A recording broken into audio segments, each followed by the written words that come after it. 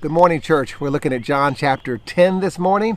It is one of the closing chapters of Jesus' ministry before he steps into the last week of his life, the triumphal entry that will come up in chapter 12.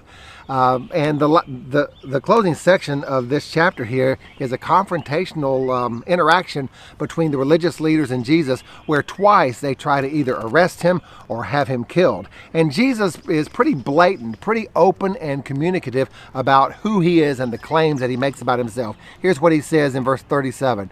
"Do not believe me unless I do what my Father does. But if I do it, even though you do not believe me, believe the miracles, that you may know and understand that the Father is in me and I am in the Father." No more clear picture is made in John's gospel than that. But I want to spend time looking at the first part of this chapter, where Jesus picks up a metaphor that is firstborn in the Old Testament, when Jesus says, "I am the good shepherd."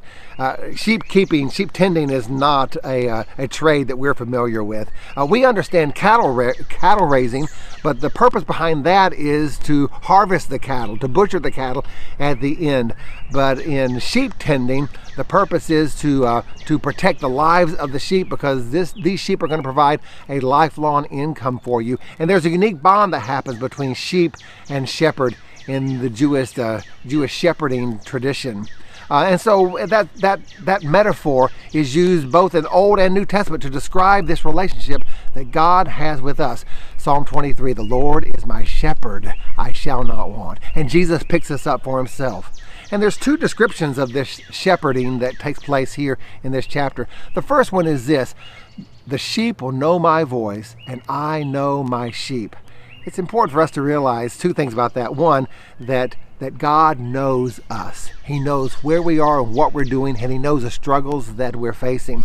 Because any good shepherd knows all the nuances of his sheep. God knows the nuances in our lives, and there's nothing that escapes his knowledge or his care about you. But the other thing is this, that we should be able to hear the shepherd's voice. And it doesn't matter if you're the most ardent skeptic. There's something about the gospel story when you hear it that draws us into this connection, this desired connection with something eternal, something beyond us. The story of Jesus lives and breathes in us because we sense there's something very real about that story. We hear his voice, and when we hear it, we know that it is legitimate.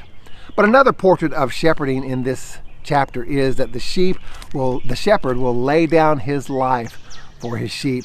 Now, we understand that metaphor here, but when you really think about it, what an odd transaction. Typically, you would think that a shepherd would defend his sheep, but when push comes to shove, the shepherd's going to protect his own life and let the sheep get devoured. But Jesus says, in this relationship, I will protect my sheep, even to the point that I'm willing to sacrifice my own life because of it. That's how valuable these sheep are to me. And what a hint about what is about to come in chapter 12 and further, where Jesus literally sacrifices his life in order to bring salvation and hope to those of us in his era and throughout history, these sheep of his. I'd love to hear your comments about that. Open your chapter there in chapter 10, read through it, and share with me what speaks to you about Jesus as your shepherd. I'll talk to you tomorrow. Have a great day.